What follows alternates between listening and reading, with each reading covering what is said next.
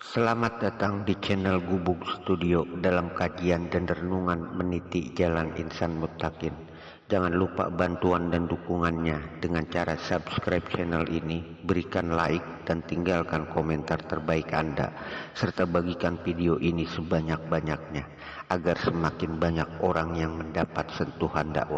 Assalamualaikum warahmatullahi wabarakatuh. Bismillahirrahmanirrahim. Alhamdulillahirabbil alamin wa sallallahu ala sayyidina Muhammadin wa ala alihi wa ashabihi ajmain, amma ba'du. Para saudaraku sekalian, dalam kesempatan ini kita akan membahas tentang hakikat tauhid dan cara menumbuhkan iman di dalam hati. Namun sebelum kami melanjutkan, jika pembahasan ini atau kajian ini menurut Anda bermanfaat, kami mohon dukungan dari para saudaraku sekalian. Dukung channel ini dengan cara subscribe, like, berikan komentar, dan bagikan video ini sebanyak-banyaknya. Tentunya agar lebih banyak orang lagi yang mendapatkan sentuhan dari dakwah ini. Ya. Jazakumullahu khairan katsira. Amin ya rabbal alamin. Para saudaraku sekalian, setelah kita memahami tentang pentingnya iman dan mengenal Allah melalui akal, melalui fitrah dan wahyu, maka langkah berikutnya adalah memahami hakikat tauhid. Ya. Kenapa? Ya. Sebab inti dari seluruh ajaran para nabi dan rasul adalah ini mengajak manusia untuk mentauhidkan Allah. Ya.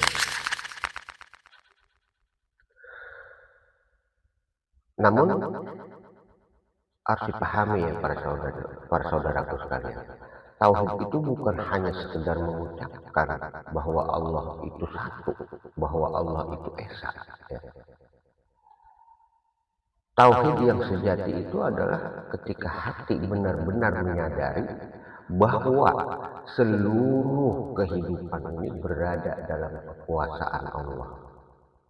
Segala sesuatu yang kita lihat, kita miliki, kita rasakan, pada hakikatnya ini bergantung kepadanya. Ya. Kita hidup karena Allah menghendaki kita hidup. Ya. Kita bergerak karena Allah memberikan kemampuan kita untuk bergerak.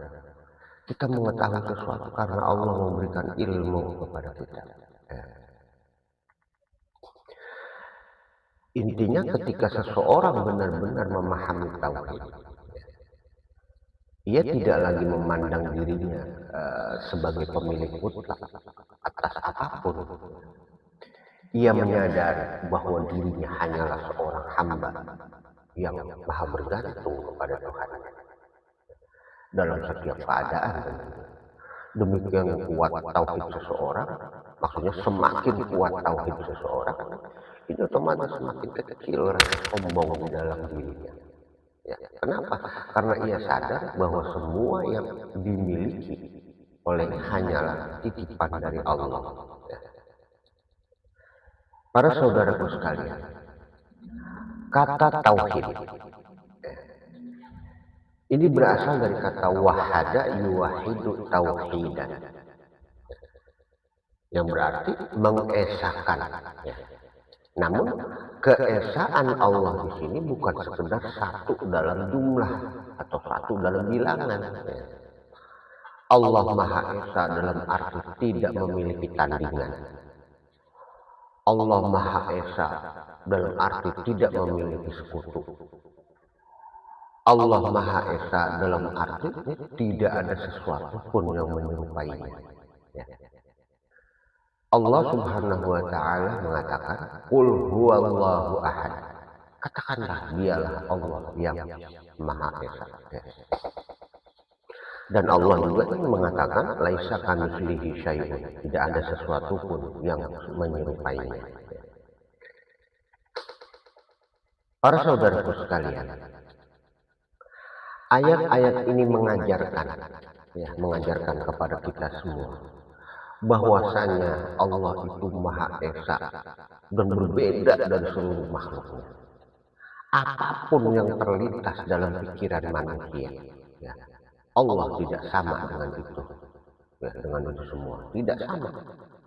Dia adalah Tuhan yang Maha Agung, ya. Sedangkan seluruh makhluk, ini adalah ciptaan yang maha bergantung kepadanya.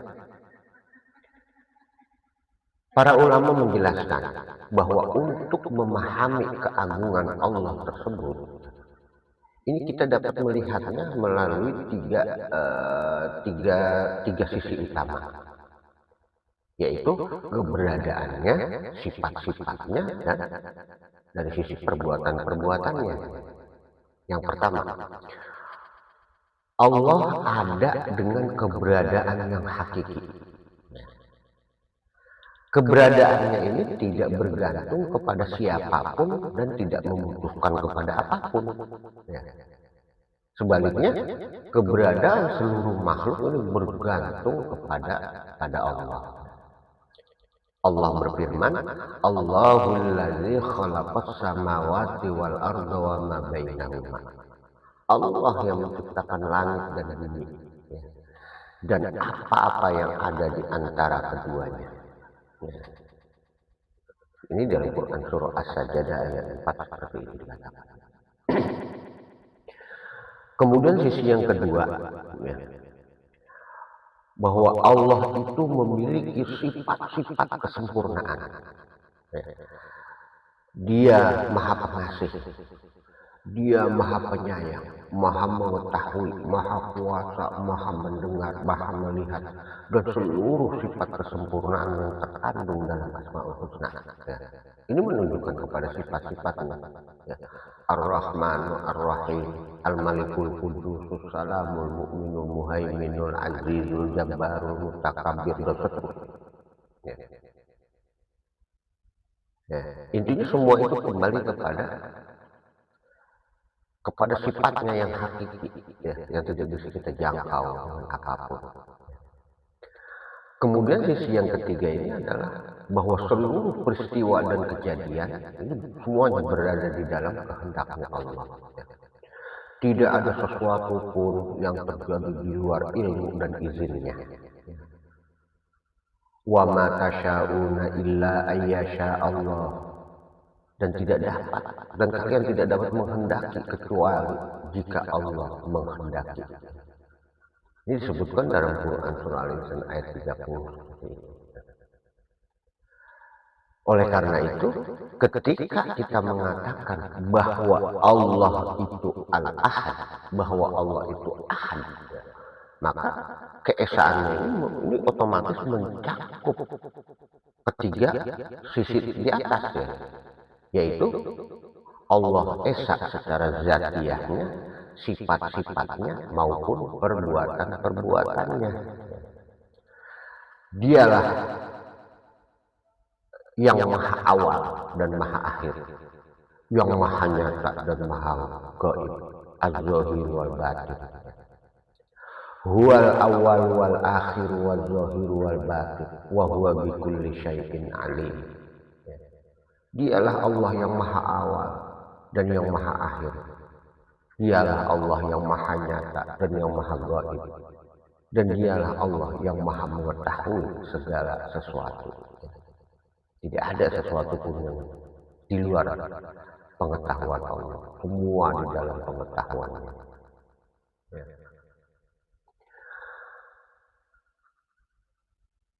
Para saudaraku sekalian, yang menjadi inti tauhid, yang menjadi inti tauhid di sini adalah ini bahwa menyadari bahwa, ya, seluruh yang kita miliki dan seluruh yang terjadi dalam hidup kita ini semuanya berada dalam kekuasaan Allah. Kesadaran inilah yang melahirkan kerendahan hati, melahirkan ketergantungan kepada Allah. serta melahirkan keyakinan bahwa tidak ada daya dan kekuatan kecuali dengan pertolongannya. Ini patut kita jadikan sebagai renungan para saudara. Para saudaraku sekalian, dari sinilah kemudian ini kita dapat memahami ya, mengapa kalimat tauhid menjadi kalimat yang paling agung dalam prinsip-prinsip ajaran Islam.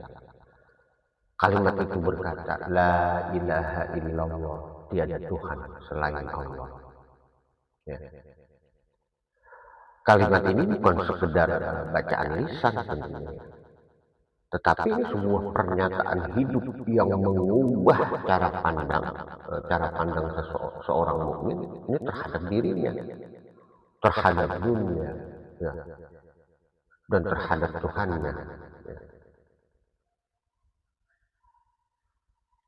Di sini dikatakan la ilaha ya. Dalam kalimat tauhid tersebut ini pada bagian yang pertama ini disebutkan la ilaha. Ini berarti ini dalam bentuk kalimat penafian, peniadaan, kalimat penolakan terhadap sesuatu yang dianggap sebagai Tuhan selain Allah. La ilaha, tiada Tuhan. Tidak ada yang layak disembah, tidak ada yang layak dijadikan sandaran mutlak, dan tidak ada yang memiliki kekuasaan hakiki selain Allah.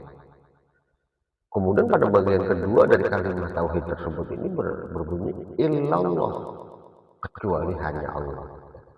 Ini merupakan penetapan bahwa hanya Allah semata yang berhak disembah, berhak dicintai, ditaati, dijadikan tujuan hidup. Hanya Allah yang layak dijadikan sebagai Tuhan. Tuhan apapun tidak ada. Tidak ada sesuatu pun yang berhak menyandang gelar sebagai Tuhan. Illallah, kecuali hanya Allah. Ya. Apa itu Tuhan? Tuhan itu sebagaimana kajian yang sebelumnya telah disampaikan bahwa Tuhan itu adalah sesuatu yang apabila dia berkehendak tidak ada sesuatu pun yang mampu menolaknya. Tuhan adalah ujung dari kemampuan akal pikiran. Tuhan adalah zat yang memiliki wujud, sifat, dan perbuatan sendiri, binafsihi, tanpa ada sesuatu pun yang membantunya atas keberadaan wujud, sifat, dan perbuatannya dan sebagainya. Intinya dalam kalimat tauhid di sini la ilaha, tidak ada, semua itu tidak ada. Ya, tidak ada yang memiliki wujud, sifat, dan perbuatan sendiri, melainkan illallah, melainkan hanya Allah. Dalam kaitan ini para ulama menjelaskan bahwa semua itu terakumulasi dalam tiga sisi utama, tiga dimensi, yaitu apa? La maujuda illallah. Ini sebenarnya bentuk implementasi dari kalimat tauhid la ilaha illallah. Secara global, isi dari makna la ilaha illallah di sini adalah la maujuda illallah. Kemudian yang kedua, la sifata illallah. Dan yang ketiga, la af'ala illallah. Ya. Jadi ketika seseorang mengucapkan la ilaha illallah, ini sejatinya itu ia dapat merasakan bahwa yang pertama la maujuda illallah, kemudian la sifata illallah, ya. Dan yang ketiga adalah la af'ala illallah. Jadi tidak ada yang berwujud melainkan hanya Allah. Yang berwujud itu hanya Allah. Sedangkan apapun yang selain Allah itu diwujudkan. Jadi berbeda. Kemudian la sifata illallah. Yang memiliki sifat itu ya hanya Allah. Apapun yang selain Allah itu semata-mata karena disifatkan. La af'ala illallah yang ketiga. Yang memiliki perbuatan itu hanya Allah. Ya. Sedangkan apapun yang selain Allah itu diberi kemampuan untuk berbuat. Ya, jadi berbeda. Allah berwujud, bersifat dan berbuat itu binafsihi, dengan kemampuan sendiri. Tetapi apapun yang selain Allah, jika terlihat berwujud, bersifat dan berbuat, itu semua semata-mata karena diwujudkan, disifatkan dan diberi kemampuan berbuat. Wallahu khalaqakum wa ma ta'malun. Dan Allah yang menciptakan kamu sekalian dan apa-apa yang kamu sekalian perbuat. Ya. Jika semua ini telah kita pahami, ya, maka ketika seorang mukmin itu mengucapkan la ilaha illallah, ya itu sejatinya bukan hanya lisannya yang berbicara, tetapi hatinya juga bersaksi bahwa tidak ada tempat bergantung yang lebih kuat selain dari Allah. Tidak ada tempat berharap yang lebih mulia daripada Allah. Dan tidak ada tujuan hidup yang lebih tinggi daripada mencari keridhaan Allah. Pahami dan renungkan para saudaraku. Para saudaraku sekalian, pertanyaannya adalah, bagaimana cara menumbuhkan iman serta keyakinan yang hidup di dalam hati? Ya, orientasi keimanan itu seperti tadi, mentauhidkan Allah dan sebagainya. Ya. Lalu bagaimana cara menumbuhkan iman agar keyakinan itu hidup di dalam hati? Para saudaraku sekalian, iman itu tidak tumbuh hanya karena warisan atau kebiasaan. Ya. Pahami ya? Iman itu dapat tumbuh ketika akal digunakan untuk berpikir, ya, dan hati digunakan untuk merenung. Ya. Karena itu Al-Quran berkali-kali mengajak umat manusia ini untuk menggunakan akalnya. Ya, seperti difirmankan, afala ta'qilun, apakah kamu tidak berpikir? Ya. Juga dikatakan afala ya tatafakkarun, apakah mereka tidak merenungkan? Ya. Ketika seseorang mau berpikir tentang dirinya, ya, tentang kehidupan dan tentang alam semesta, ya, dia akan melihat begitu banyak tanda-tanda kebesaran Allah. Ya. Dari situlah lahir keyakinan yang semakin kuat. Ya. Ya. Para ulama ini bahkan mengatakan awal dini ma'rifatullah. Awal agama adalah mengenal Allah. Ya. Ya, jadi mengenal di sini, ya, ini dalam pengertian ketika dia dengan akal pikirannya mampu membuat satu kesimpulan bahwa di balik semua yang ada, di balik semua keberadaan wujud, sifat dan perbuatan makhluk ini, pasti ada sesuatu yang maha mengatur, yang maha mencipta, ya, yang maha. Sesuatu itulah yang disebut Tuhan. Ketika akal pikiran sudah menyimpulkan seperti itu, kemudian hati timbul satu keyakinan bahwa Tuhan itu pasti ada. Maka inilah yang disebut awal agama. Inilah yang disebut ma'rifatullah. Awal dari bermakrifat kepada Allah. Ya, jadi seperti itu para saudaraku. Ya. Namun ketika dia mendalaminya berdasarkan petunjuk wahyu, ya, maka dia akan berkata, pada akhirnya akan berkeyakinan bahwa Tuhan itu maha ada. Lebih dalam lagi, la ilaha illallah, tidak ada satu Tuhan pun melainkan hanya Allah. Ini yang disebut awal dini ma'rifatullah. Pada akhirnya dia seperti itu. Ya, intinya semakin seseorang itu mengenal Allah, ya, semakin kuat imannya, semakin kuat imannya, semakin kuat ibadahnya, dan semakin baik ibadahnya, ya, semakin kuat dan semakin baik ibadahnya, ya, maka ini dia akan semakin dekat kepada derajat takwa. Inna akramakum indallahi atqakum. Orang yang paling mulia di sisi Allah itu adalah orang yang paling bertakwa. Ya, ini endingnya sebenarnya para saudaraku. Jadi karena takwa ini adalah bentuk ketaatan, ya, bentuk ibadah. ketaatan melaksanakan perintah, ketaatan menjauhi larangan. Sedangkan iman ini adalah sesuatu yang menjiwainya, ya, maka untuk mencapai kesempurnaan takwa tersebut itu secara otomatis diperlukan penjiwaan yang sempurna. Dan penjiwaan yang sempurna terhadap kesadaran penghambaan ini tidak mungkin dapat diwujudkan jika tanpa kesempurnaan iman. Ini hubungannya. Jadi sebenarnya tujuan utamanya di dalam menjalani kehidupan ini agar kita ini menjadi orang yang bertakwa. Sedangkan takwa itu sendiri tidak mungkin dapat kita capai jika keimanan kita itu tidak kita biarkan apa adanya, alami, ya, berdasarkan warisan dari para orang tua barangkali, taklid istilahnya. Maka sempurnakan imanmu, jiwai ibadah-ibadahmu itu dengan kesadaran imanmu. Maka ketakwaan yang semakin sempurna akan engkau raih. Ya. Jadi seperti itu letak hubungan di antaranya. Para saudaraku sekalian, iman itu ini dapat kita simpulkan.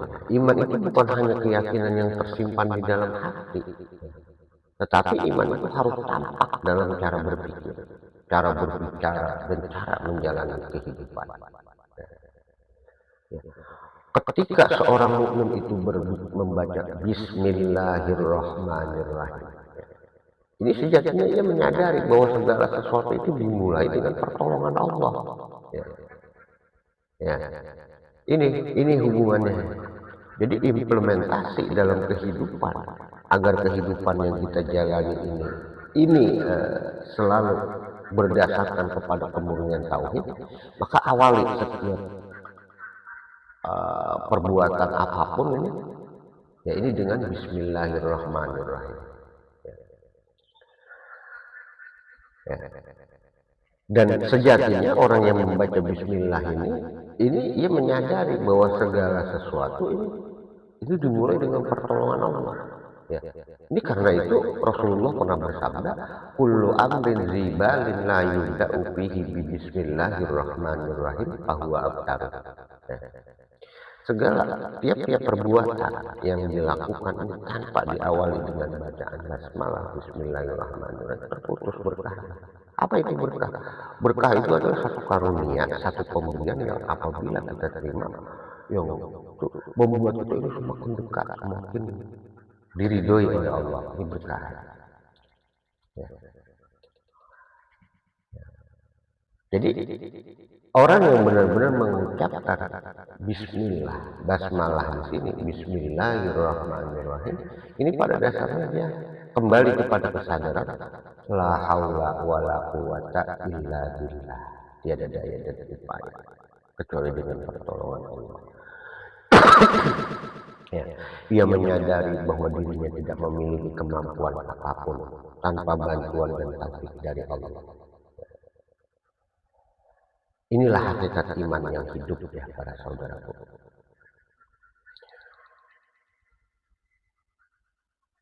Allah, maksudnya akal ini selalu membenarkan keberadaan Allah. Ini dalam prinsip tauhid yang hidup. Akal ini selalu membenarkan ya, keberadaan Allah. Hati meyakininya, lalu seluruh kehidupan tunduk kepadanya. Ya. Dari kesadaran inilah kemudian lahir penghambaan yang tulus, tauhid yang kokoh, dan ketakwaan yang semakin sempurna. Ya. Maka renungkan para saudaraku, semakin seseorang mengenal Allah, semakin ia merasa membutuhkan Allah. Dan semakin ia merasa membutuhkan Allah, semakin dekat pula ia kepadanya. Itulah perjalanan seorang hamba menuju keimanan, tauhid, dan takwa yang sejati.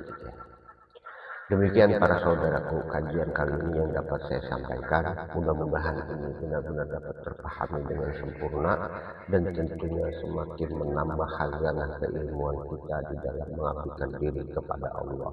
Sehingga pada akhirnya Ya, ridha Allah selalu menaungi jalan kehidupan kita dari dunia sampai akhirat. Dan lebih kurangnya saya mohon dibukakan pintu maaf yang sebesar-besarnya, dan akhirul kalam wabillahi taufiq wal hidayah. Wassalamualaikum warahmatullahi wabarakatuh.